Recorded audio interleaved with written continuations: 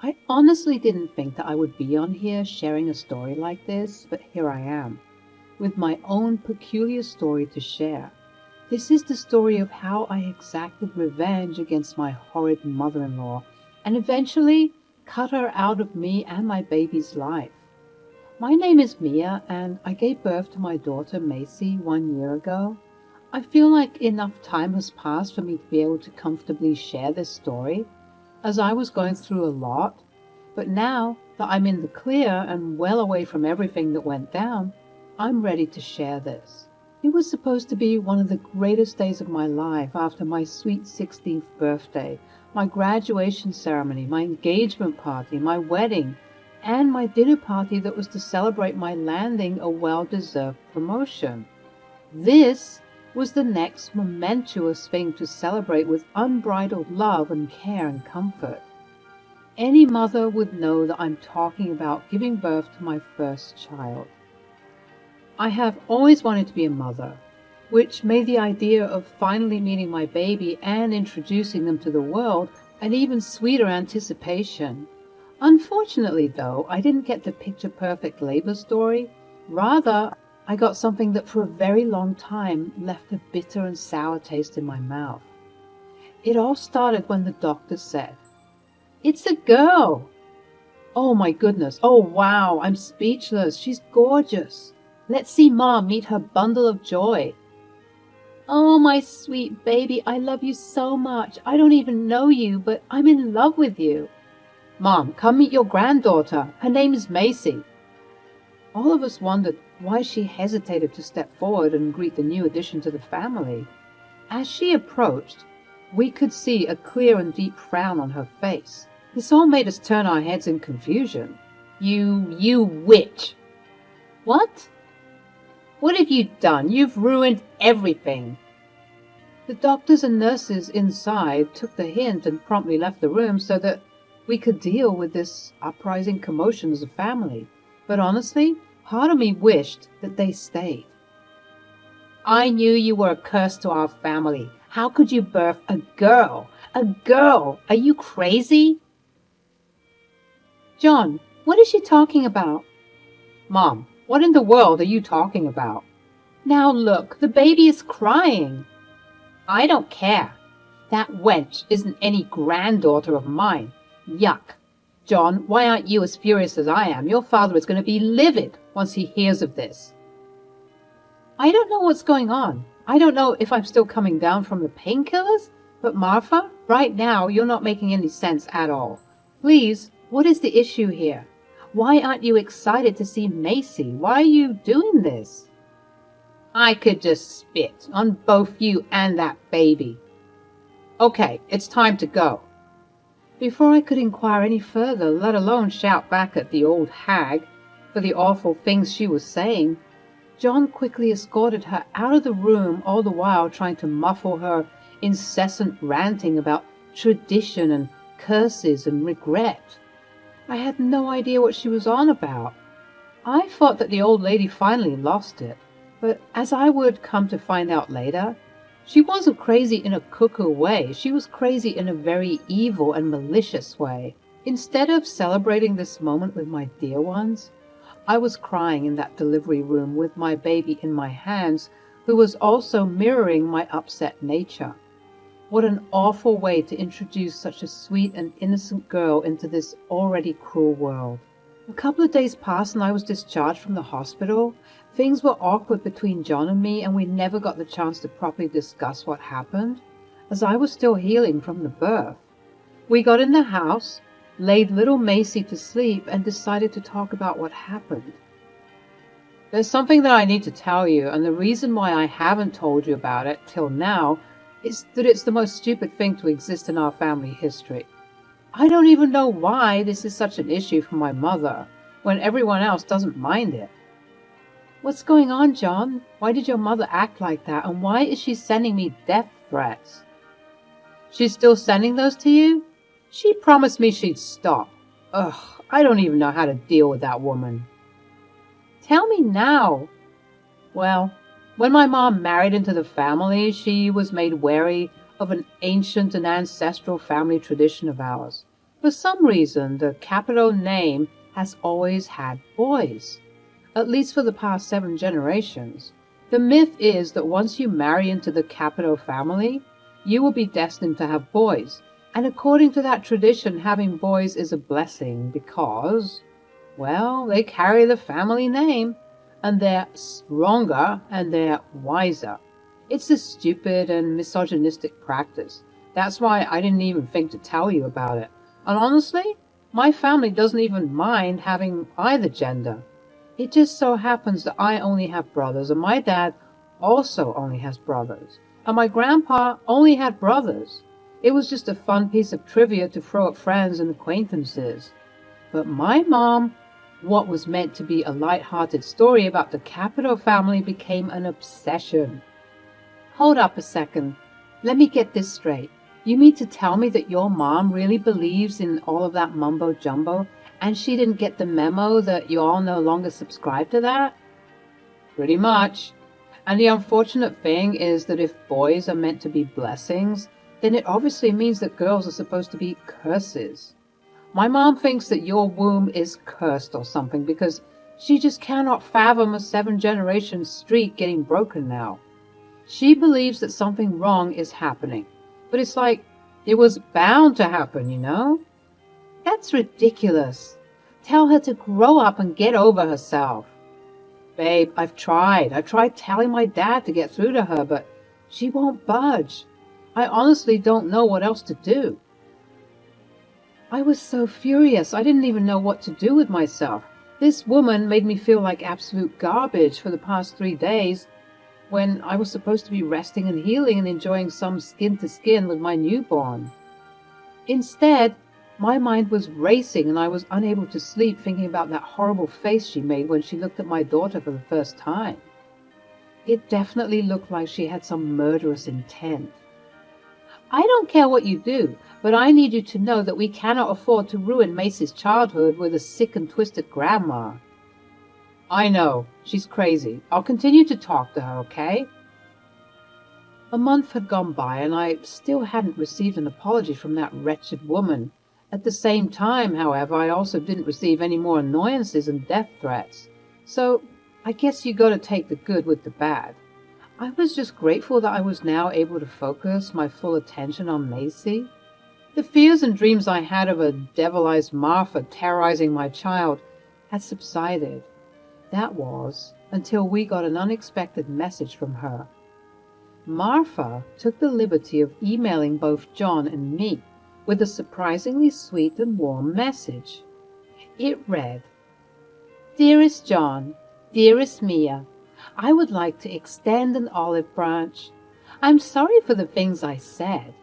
Please come to a family dinner. I've invited extended family members alike. Please let us all sit and properly celebrate the new life that has been graciously bestowed on us. Please allow me to apologize properly in person. With love always, Mom." Okay, so the apology could have been a bit more sincere. Way more sincere. But I think she's being genuine, babe. I don't know, babe. It seems kind of fishy. Why didn't she call? Why didn't she come over? I don't know, Mia. But I do know that I want our daughter to grow up to be a loving and forgiving person. We have to at least try and make our daughter know her grandma, even though she's acting crazy right now. At least she is interested in hashing things out. Fine, you're right. I get you. Let's do it. Later on in the week, the family dinner that Martha was hosting was finally here. I was actually feeling somewhat excited. This would be a good chance for a good chunk of the extended family members to meet Macy, as they didn't get the chance to do so earlier in the month. Both John and I arrived at the event, and we were happy to be swarmed with hordes of family members, covering us with their praises and coos and hugs and kisses. Both the kids and the older generations of the family were acting the same. They all felt blessed to introduce Macy to this family. To say that we were showered with unending love from them would be an understatement, but a family member who was missing from the group was, of course, Martha. She was tucked away in the dark corners, watching from a distance. Maybe she's a bit apprehensive to approach us after the debacle that happened last time. Why don't you go over to her with Macy and try and reintroduce the two to each other? You're right. I approached Martha and I saw a growing look of worry and tension grow on her face. It's okay, Martha. We believe in second chances. Come and meet your granddaughter for the first time again. I think it's time for us to eat. Come, everyone. Dinner is ready. That was weird. Why was she acting so nervous? She scurried away as if I was approaching her with a bomb in my hands and not my sweet baby Macy.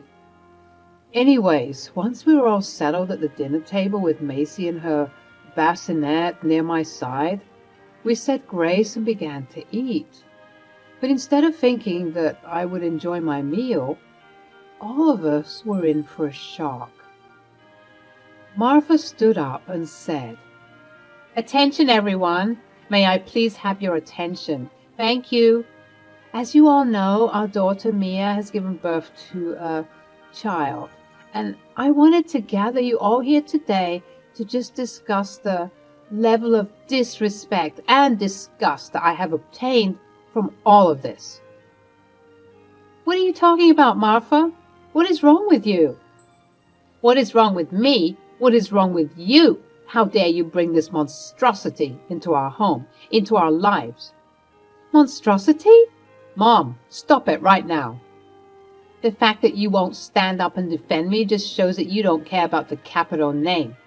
Family, listen up. For the past 7 generations, has this household only produced baby boys? The house murmured in agreement. So why is it now that whenever this wench came into our lives, that tradition has been broken? Have you forgotten about tradition? Have you forgotten that girls are a bad omen? We don't do that here. In fact, I'm so convinced that this is a curse that I'm pretty sure that baby isn't even John's. What did you just say? You heard me. Tell us, Mia. Is that John's baby? Of course it's my baby. I want her to answer. Listen here, Martha. I'll do you one better. I'll get you proof that this baby is John's. But I want you to know that once I do, you will never be part of our lives again. Do you understand?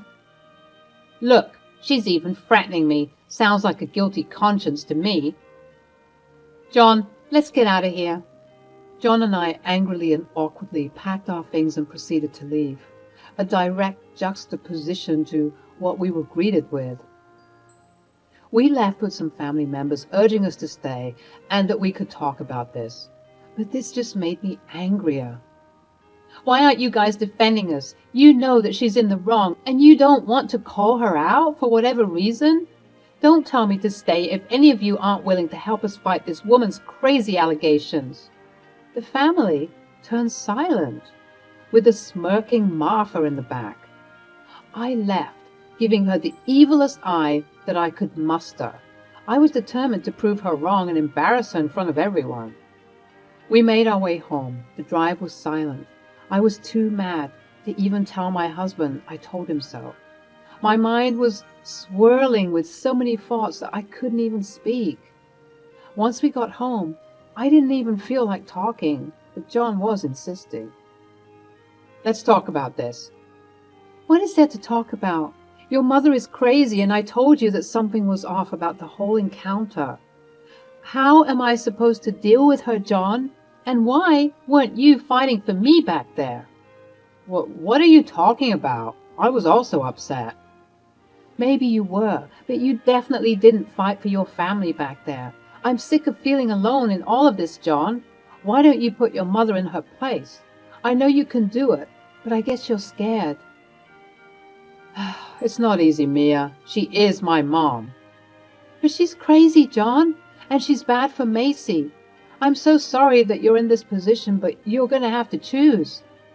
Is it going to be your mom or your daughter and I? I need some time to think, okay? To say that this broke my heart even further would be an understatement. I didn't know what to do. It seemed like my whole life was falling apart.